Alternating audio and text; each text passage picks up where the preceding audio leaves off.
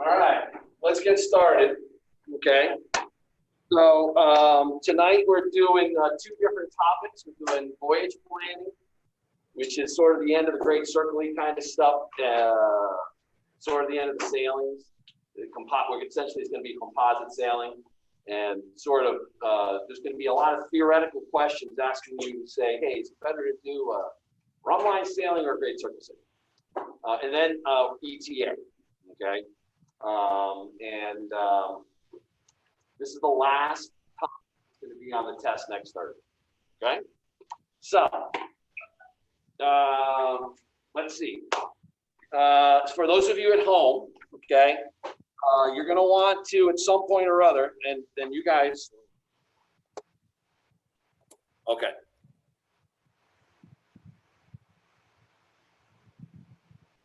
Okay. So for this unit, you need these mnemonic charts. Okay, it's chart 5270, which is looks like that's the Pacific, and 50, whatever the other one is there, 5274. All right, which is the Atlantic. Now you can buy these in the bookstore, and then when you buy them in the so this is just for an 8.5 by 11. I'm going to give you this, and on the exam. If you don't have your own, I'll give you this as well. The ones that you get on, from the bookstore are much bigger. They're much easier to read. So I recommend that you bring your own bigger version of each of these, okay, to the exam. All right. But if you don't, and if you feel like you can use this, you can. Those of you at home, the first two slides of the PowerPoint on this topic, okay, are those two slides. And this is courtesy of Lapware, and then a little line on there. I can't take it out, so that's that. Okay, so, all right, test 3, which is next Thursday, is on Starfinder, all right? It's on the Starfinder, and, you should bring your own Starfinder. If you don't have your own Starfinder, I have like a little sort of knockoff Starfinder that I can give you, but you should let me know if I'm gonna need to give you one, those of you at home, okay? And you can bring that, all right? So anybody here like Hart, I can give you one of these tonight, okay?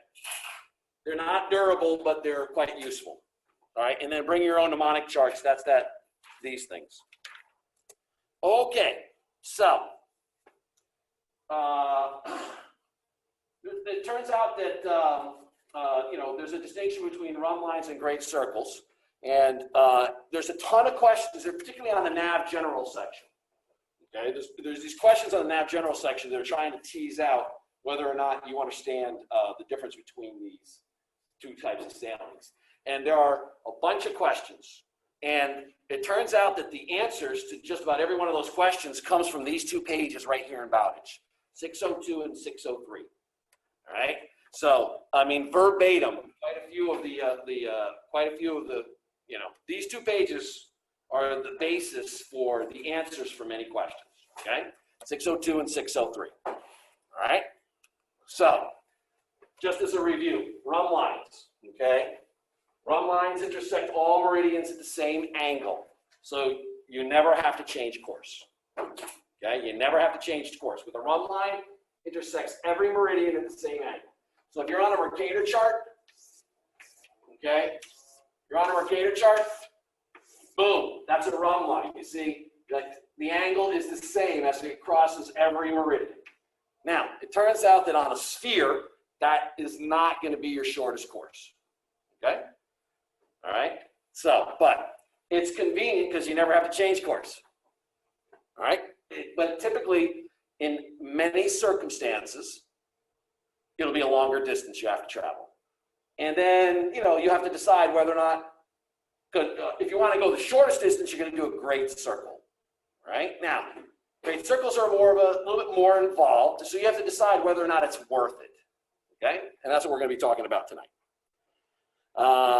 So, great circles.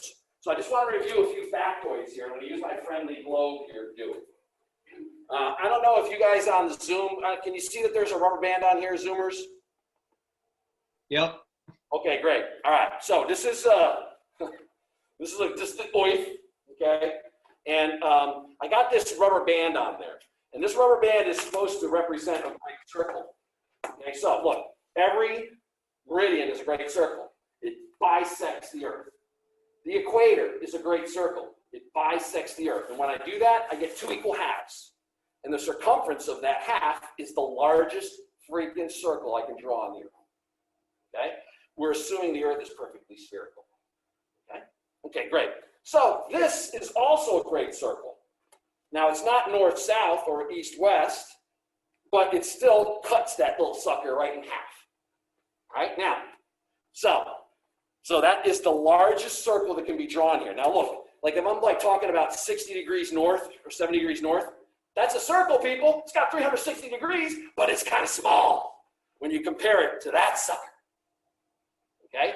All of these are the same size. They're the biggest great circle. Okay? All right, great. Now, turns out that on a sphere, the shortest distance between 2 points is a great circle. Okay? On a sphere, the shortest distance is a great circle.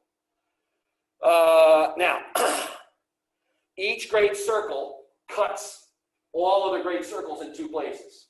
Right? So that is a kind of a little question you might get asked, but so here's a great circle here, like, a meridian, Greenwich meridian. Well, look, this one cuts it here, and it cuts it there in 2 places.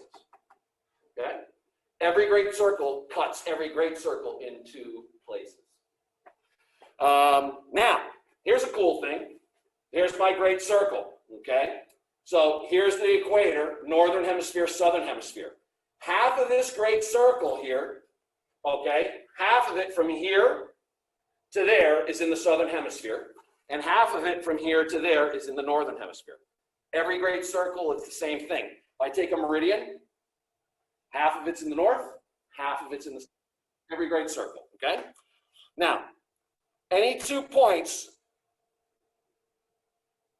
okay, so now, let's just do the vertex first.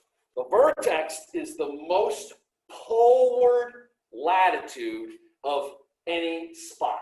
So here you go. Like my latitude here is like 40. Oh, here my latitude is 50. Oh, here my latitude is 65. It was 64. 65, 64. Oh, 65. That's the most to the pole. That's my vertex. So if I have a vertex here that's 65 north, I'm going to have a vertex here that's 65 south. Okay?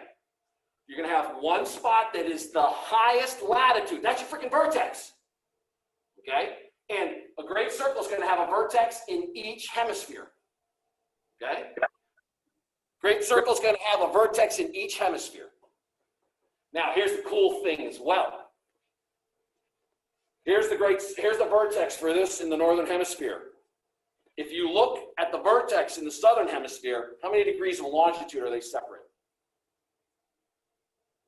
180. So the vertex in the northern hemisphere is 180 degrees away from the vertex in the southern hemisphere. Okay? They're always opposite. Hey, this is interesting. Check this out. There's my vertex. How many degrees is it to go from the vertex to the equator? It's 90. All right, so it's 90 degrees to go this way. How many degrees of longitude is it to go this way? 90. So this is another question that you could get. The vertex is always 90 degrees from where the great circle is going to cross the equator. All right? And this freaking rubber band and a beach ball, man, I tell you, that's the way, this really explains a lot about how the freaking thingies work. Okay? Now, so every spot, okay? So anyway, I think I've explained that. So vertex, greatest latitude, one in each hemisphere, same latitude in both. Forces, okay. Oh, this is another interesting thing. Okay, check this out. Hey, I'm going up towards my vertex here, right? Going up towards my vertex. I'm kind of going northeast, northeast, northeast. I'm at my vertex. What direction am I going? I'm going east. How about I'm approaching my vertex from here? Going northwest, northwest, northwest, north. What am I going now?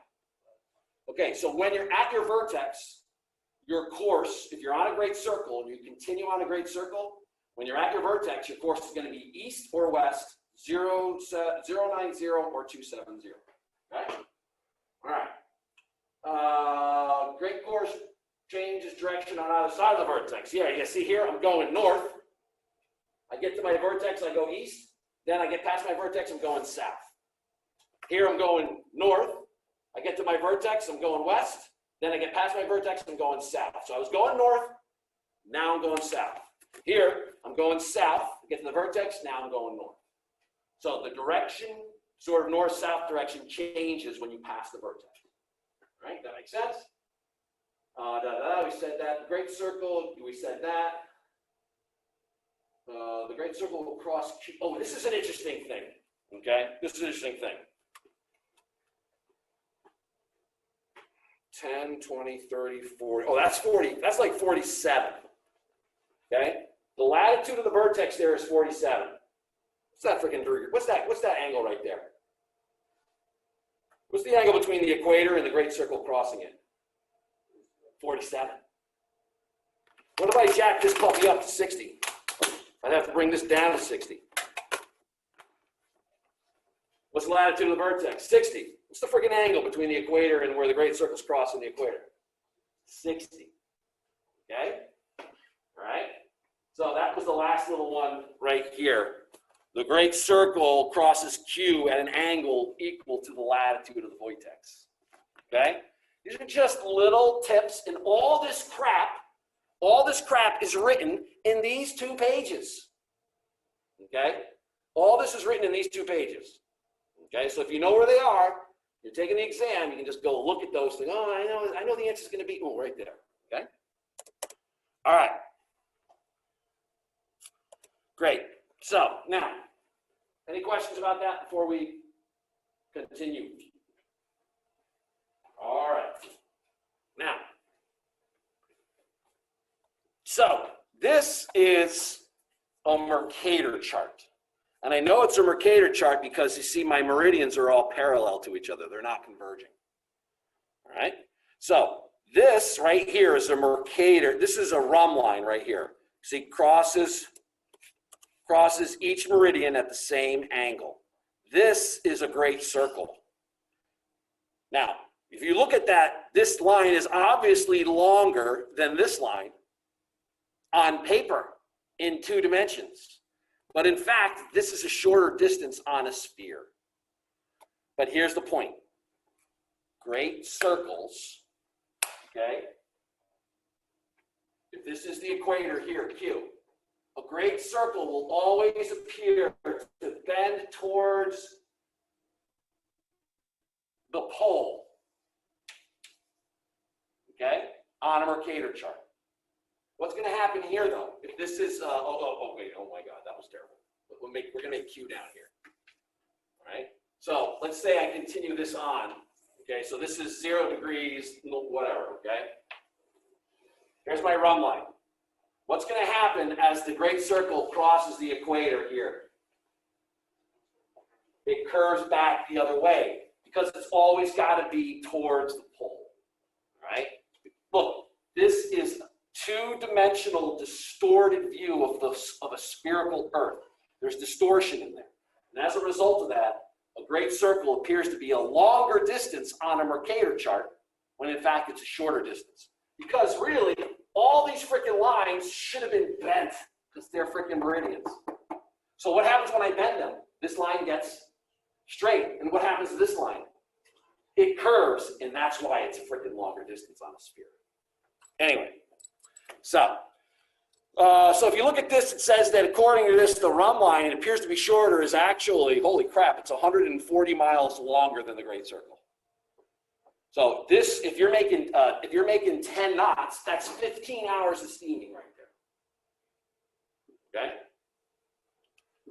All right, let's not worry about that. I already covered all that. I covered that with the globes, so we don't need to do that. And I just did this on the board. Okay? So that's a Mercator chart, blah, blah, blah. Great. All right, now, it's worth sometimes doing a great circle, particularly if you're going longer distances and you're closer to the poles, okay? Now, if you don't understand why that is, guess where you could read that? Page 604 and 605 in Babbage, okay? But there's Mercator charts. In Mercator charts, all the meridians are parallel to each other, but here's a mnemonic chart, and you can see that they're not parallel. So this is a great circle on a mnemonic chart. Mnemonic charts are designed so that you can just draw a straight line, okay? And that is the shortest distance between San Francisco and Yokohama. You can go there to get a fender, okay? So now, but on a Mercator chart, that would look like this. So you would leave San Francisco and you would go north up towards the Aleutians, and then you would come back down south towards Yokohama. And that is the shorter distance, all right? But what's going to happen if you do this? You're going to leave San Francisco. What's your course? Oh, it's like northwest. And now I'm kind of a little bit more than, I'm still northwest, but I'm a little bit more west than I was a minute ago. And oh, now I'm going due west. And now I'm starting to hook it south. I'm like, now my course is like 260. Now my course is like 250. Now my course is like 240. Now my course is 230. Now my course is 200. You got to change course. So that's a bit of a pain in the butt. We like to use these Mercator charts. So what do? Instead of like changing course every hour, what do? We pick points along the Great Circle track, okay? So we might pick every 10 degrees of longitude, let's say. We pick those points, every 10 degrees of longitude, and then we transfer them. Oh, okay, I'm doing something else here. I'll come back to that in a second. We transfer them down to a Mercator chart, okay? So you snap a line on a mnemonic chart. That's the straightest line, shortest distance. And then you decide an interval every, let's say you want to change course once a day. I make 400 miles in a day. I'm going to choose 400-mile interval along that line. And then every day, about the same time every day, I'll change the course maybe 2 or 3 degrees, or maybe up to 5 degrees.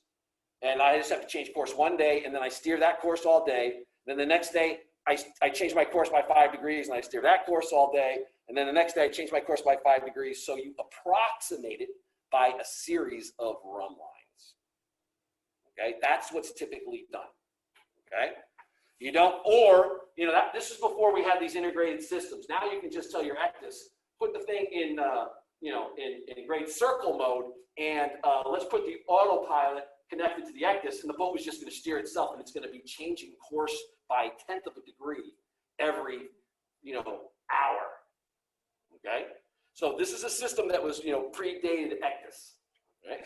But you still got to know how to do it. Okay, all right. Now here's a question for you. Looking at this mnemonic chart, okay, what's the latitude of the vertex? If you had to look at this thing, you'd say, what's the latitude of the vertex? Okay, so these are all latitudes. This is 35, 40, 45, 50. Assuming this one here is 50, you can see that right about here is where we're the farthest north. So the latitude of the vertex in this situation would be about, I don't know, what is that? 48, okay? All right, now, here's a question for you.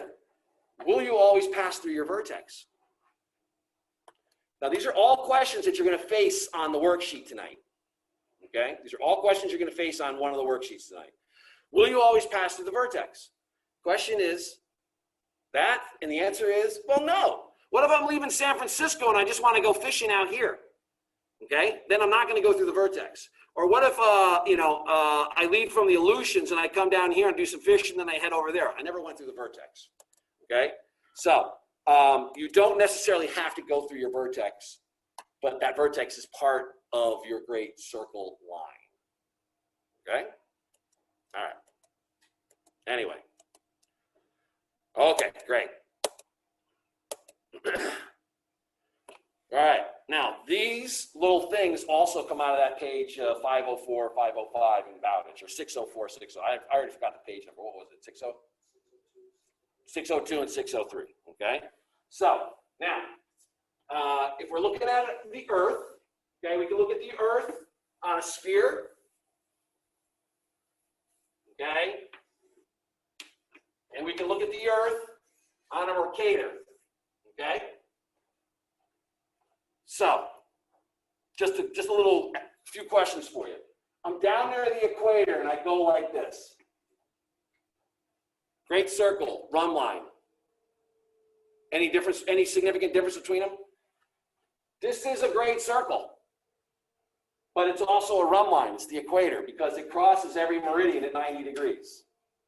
So it turns out that when I'm going east-west near the equator,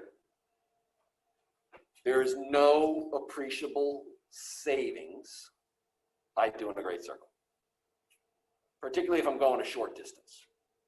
Okay, if I was going a very long distance, there would be some. Okay, okay. Now, what if I went?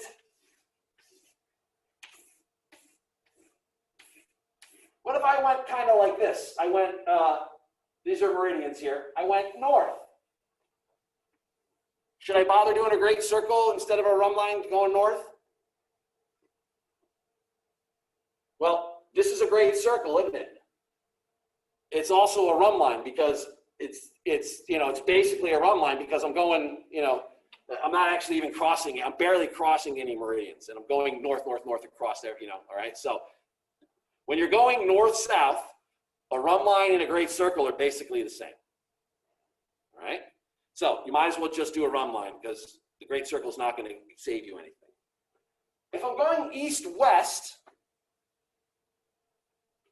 down near the equator, they're basically the same. But what if I'm going east-west up here? Okay, east-west up here, I'm going to be thinking about doing a great circle. Okay, so here are the general rules. When should you go great circle? Okay, when you're more poleward,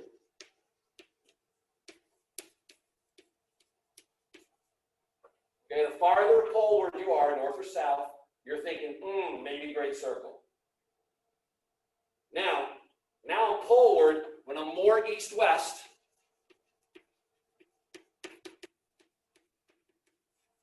okay?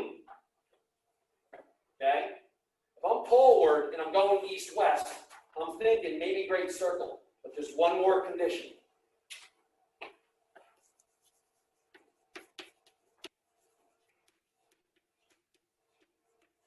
When longer distances, okay? If you meet all three of these criteria, you should use great circle instead of run line. It's going to be worth the savings. When you're closer to the poles, when you're more east-west, and you're going longer distances, if you match all three of these things, you should definitely great circle. Well, I'm poleward, I'm going east-west, but I'm only going 100 miles. Who cares? It's not long enough to make a difference. Okay? This is how you need to think about it. I'm down near the equator. I'm not going terribly far. Okay? But if I was to go a long distance here, I'm going to freak you out here a little bit, but check this out. Okay? Oh, it's screwed. I'm not going to show you that. All right. So, any questions about that?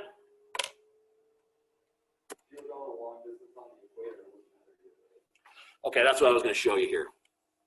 It will matter a little bit. If you're going a serious long distance on the equator, I got to drop out of this for a second. Hold on. I'll just show you a quick little thing.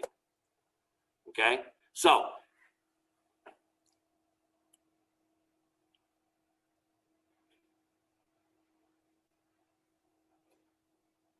no, there's no difference. No, when you're on the equator, if you're actually on the equator, okay, a great circle and a run line are exactly the same thing, okay? But if you're, let's say, kind of near the equator, you're like around, so on the equator, you're on a great circle that is also a run line. They're the same. It's just like going north-south. But let's say you're at 15 degrees north, okay? You're at 15 degrees north. Well, there's, you go 500 miles, there's going to be barely any difference. You go 1,000 miles, there'll start to be a little bit of a difference. You go, 5,000 miles, now you're going to have some number of miles different. Now, I'm not sure exactly where the breakdown is, but the closer you are to the equator, the less important it is. Now, you get up around 20. If I was going like 4,000 miles at 20 degrees north, I'd do a great circle. Okay? But if I'm only going a few hundred, if I'm only going 1,000 miles at 20 north, I'm going to do a run line. All right? So there's these things all have the little, the farther north you are, the more important it is to great circle, particularly when you're going east-west, particularly when you're going longer distances. All right? All right. So let's go back to, all right. So any questions about that before we kind of move on to the next idea in this? All right. Great circles are okay, yeah. All right, so here, now, there's something called composite sailing. Okay? You guys remember that from TNAV 2? All right? So, what's the shortest distance? Look, if you were going to go from, Sitka, Alaska to Yokohama, okay? All right? You're going to go from Sitka, Alaska to Yokohama. This would definitely be a great circle. I mean, you're away from the equator. There's an enormous amount of east-west going on there, and it's a long freaking distance. You match 1, 2, and 3. That's definitely great circle time, okay? But what happens if you freaking great circle? Oops, I ran into the freaking Aleutians, okay? So, no can do, people, all right? So what you're going to do is you're going to do a little bit of what's called composite. Okay, which means you'll start with a great circle, then you'll do some parallel, and then you'll finish with a great circle, probably a slightly different great circle anyway, okay? So let's see what that would look like. So the composite sailing is you start with a great circle, then you parallel, then you finish with another great circle. And why? It's to avoid something. It's to avoid something like ice, land, shoals, the 5640 line. Does that mean anything to anybody? The meteorology, okay, that's the 5640 line. That's the altitude of 500 millibar that the storm track seems to follow. So so you're in. It's like the winter time. You're like, you know what? Your company says, no, you're not going to go farther north than 40 north because the storms are all farther north than 40 north. So I want you to stay south of 40 north because that's south of the 5640 line. Anyway, yeah. Okay. So anyway, here's what you would do instead. Okay. You might great circle from Sitka to some spot down here off the Aleutians, and then you would run along this parallel, which happens to be about 51 degrees. So you would run for, let's say, 1,000 miles, okay? And then you would go east. Your course would then be west for 200 miles. And then once you were clear of the hazard, you'd pick up a new great circle line, a new great circle track, and end up in Yokohama. Okay? So that's called composite sailing, where you mix it up. And the reason is so that you can limit your latitude.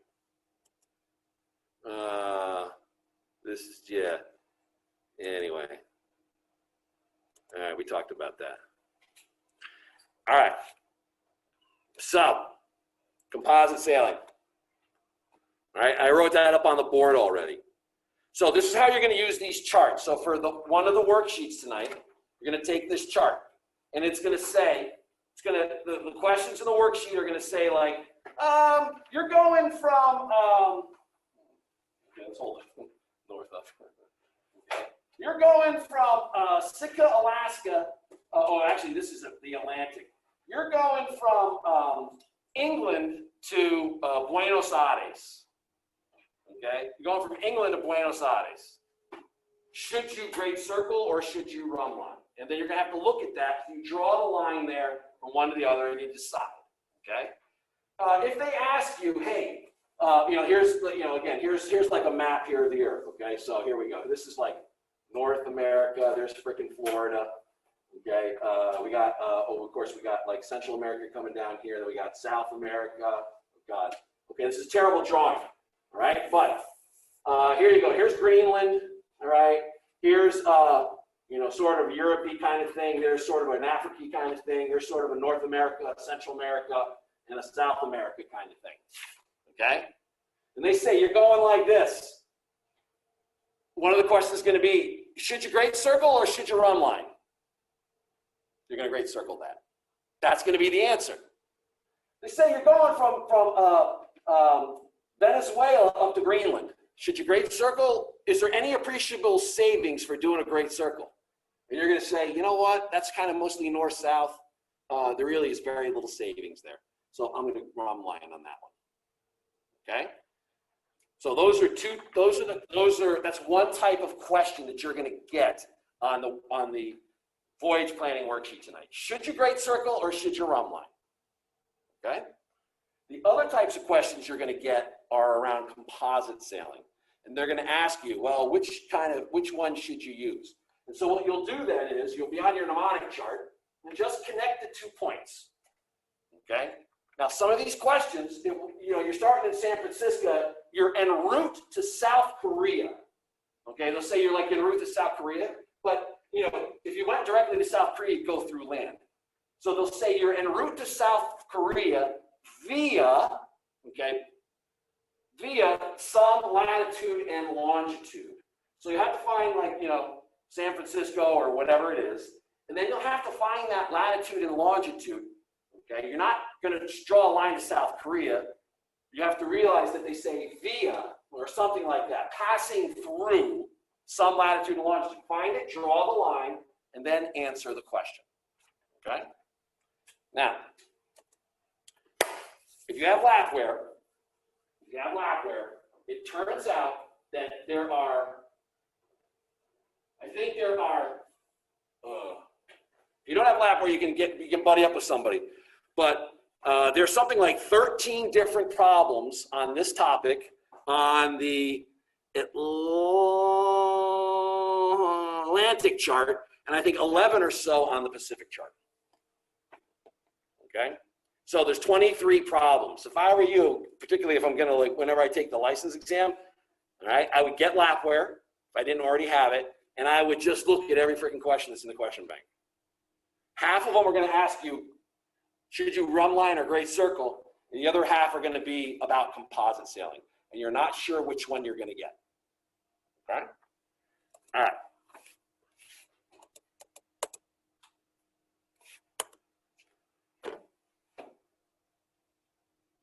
Any questions about that? All right, we're wrapping this section up, and then we're going to do ETA.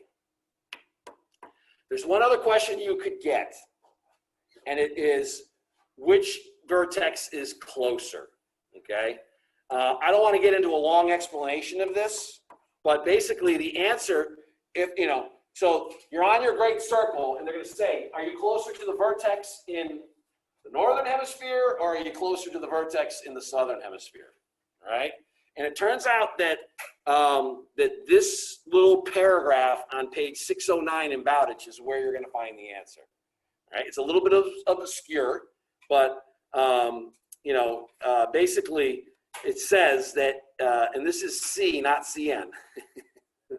Anyway, the answer to that question is on page 609. Okay? If you get, and you might get that question tonight. So if you get a question tonight that says, which vertex is closer? You should go to page 609, read that paragraph, and answer the question. Okay? But basically it says that if C is less than 90, the vertex ahead of you is the closer vertex. And if C is greater than 90, the vertex behind you is the closer vertex. Okay? So translate that into English. Okay, if I'm on this great circle, if C is less than 90, this vertex is closer to me. If C is greater than 90, and I'm going this way, the vertex, I'm going this way. If C is greater than 90, the vertex behind me is closer. If C is less than 90, the vertex ahead of me is closer.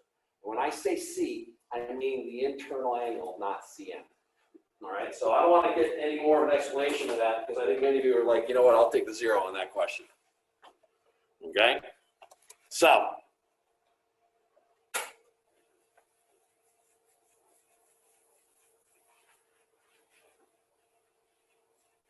ETA, different worksheet. There's 2 worksheets for tonight. All right, so we're going to do a little problem. We're going to use this table. This is what I recommend. I don't know what you guys use. You did this in TNAV. I think you did this in TNAV too.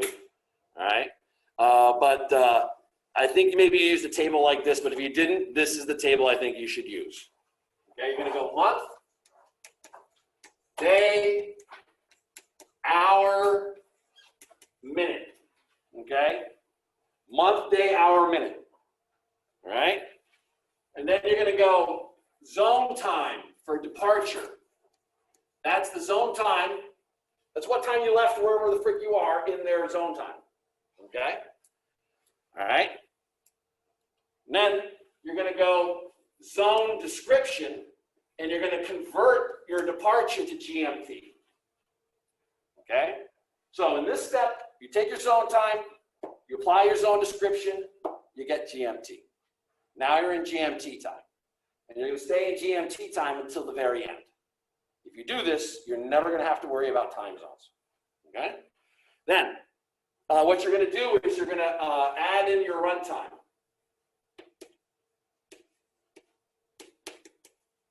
Okay? You're going to add your runtime. Okay? Then, maybe you stop someplace to get fuel. You're going to add in layover. If you have any layover. If they give you layover information, you got to add in your layover. You know, I ran for 3 days, but I stopped for 10 hours. I got to factor that in. 3 days here, 10 hours here, okay?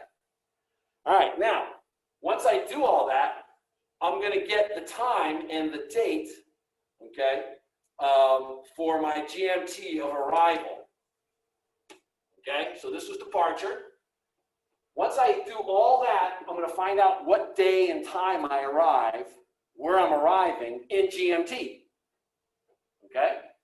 In GMT. Now, I'll apply my zone description in reverse, and I have the zone time of arrival in the month, day, hour, and minute.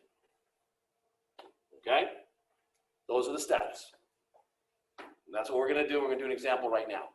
And there's also an example where we cross the date line. You're like, oh my God, we crossed the date line. Am I going to lose a day? Am I going to gain a day? Guess what? If you follow this method, you don't have to think about it.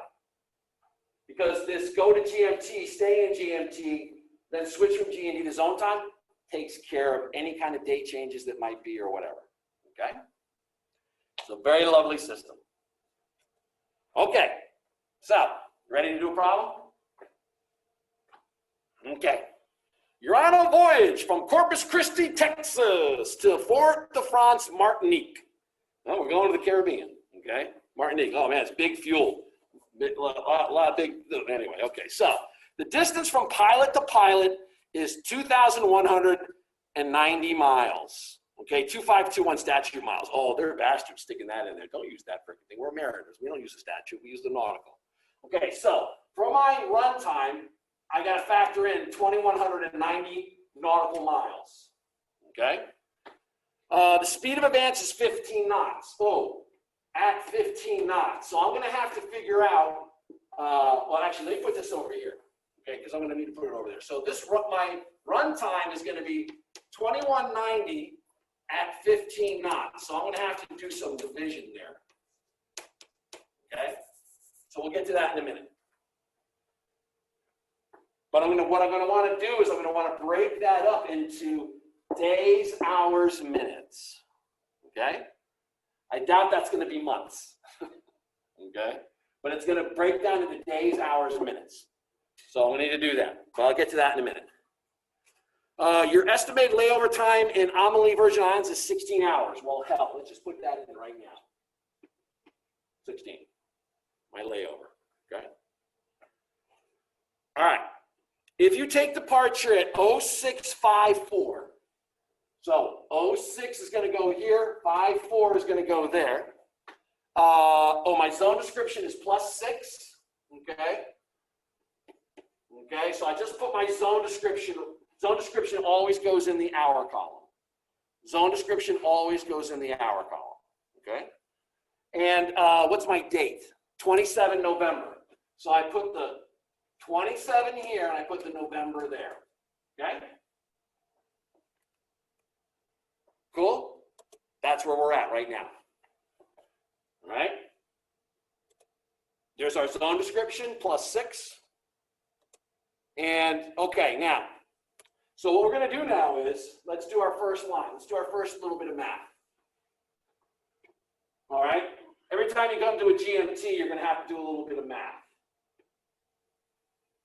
All right? So, I'm not adding any minutes, so there's 54. What's this? 12. It's still the 27th of November. Great. All right, now, let's tackle 2,100 nautical mile, 2190 at 15 knots. All right? So it turns out if you take 2190 and divide it by 15, you're going to end up, after you futz around with that enough, that's 146 hours. Okay? So 2190 is the 146. So then I take 146 and I divide that by 24, and that tells me how many days it is.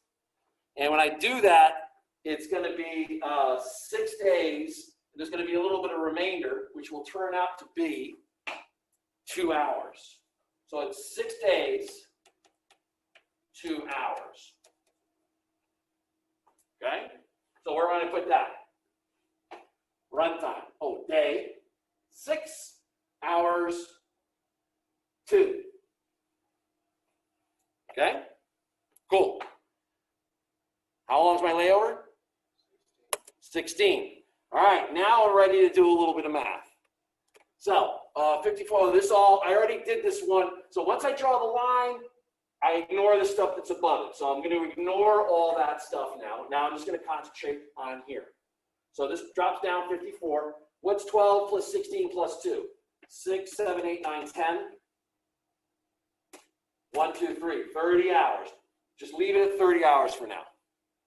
What's going on here with my days? 27 and 6 is how many? 33. So it's November 33rd. Okay? It's November 33rd. Don't freak out. It's okay. Okay? What are we going to do now? We're going to start on this side and work our way there to fix this. I could actually leave it. If I wanted to, I could actually leave this all the way and then fix it at the end. Okay? I could leave it here and just keep going and then fix it at the end, but I'm going to fix it now. Okay? I'm going to put it into, well, that's really December, isn't it? Okay? So, 54 is going to stay 54. What's going to happen to 30? Okay, I'm going to take 24 out, and it's going to become 6. And I'm going to take 24 and I'm going to add 1 to here. That's going to make that 34. Now what am I going to do? Knuckle sandwich? January, February, March, April, May, June, July, August, September, October, November. November has 30 days. Okay? I don't know what system you use. Does anybody use the poem? 30 days, half, blah, blah, blah, blah, blah, blah, blah, blah.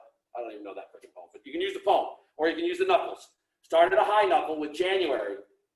You drop down to February, that's less than 31. That's when you got to remember that's 28. January, 31. February, 28. March, January for March. March, 31. April, 30. May, 31. June, 30. July, 31. Then you got to repeat at that knuckle. August, 31. It's 31 twice in a row. Then September, 30. October, 31. November, 30. So I go here and I say, well, 30. Well, I can only have 30 days in this freaking month.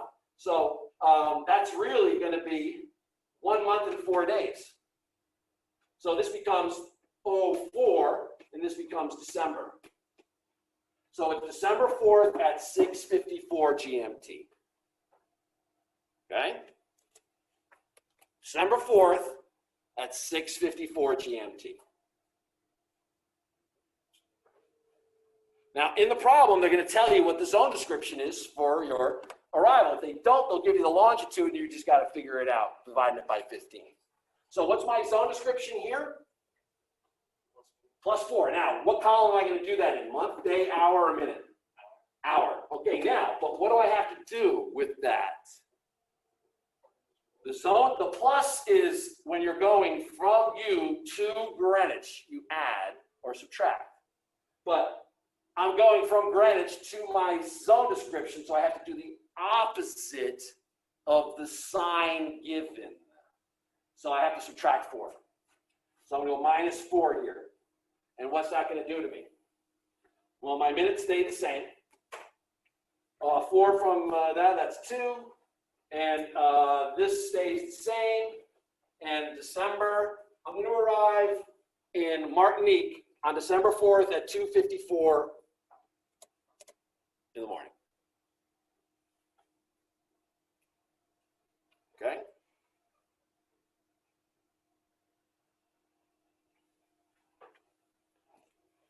All right, that's that. And, you know, here it is for crossing the date line. All right, we're not going to do this problem. I'm just showing you that when I did this problem, okay, salute. When I did this problem, I didn't think anything about the date line or anything like that, okay? I just did it exactly the way that did. I converted to GMT, I had I applied my zone description, and out popped the answer. You don't have to even consider the date line. It doesn't mean anything. GMT, the conversions take care of everything, okay? That's it. All right, so that is the last topic for this unit. Starfinder, all the sailings, including composite sailing and ETA that we discussed tonight. All right, so if I were you now, I would, you know, if you had worked on the worksheet a little bit already, last worksheet, and you were confused about some sailings, I think I might ask a couple questions. If you want to work on, you know, screwing around with some of these in the voyage planning, I tell you what, some of these voyage planning questions are a little bit tricky. All right, they're a little bit tricky. So you want to go through that worksheet. If you do the first one, you're like, I'm good. Take a look at all of them, because remember, on the worksheets, we pull out the squirrely problems, okay? There's a couple of normal problems, and then if there's some kind of squirrely problem, we pull it out, so the first time you see it won't be on a test. So if you don't do the whole worksheet, well, you know, you're kind of missing out and seeing the squirrel. And that's nuts, but I'm not.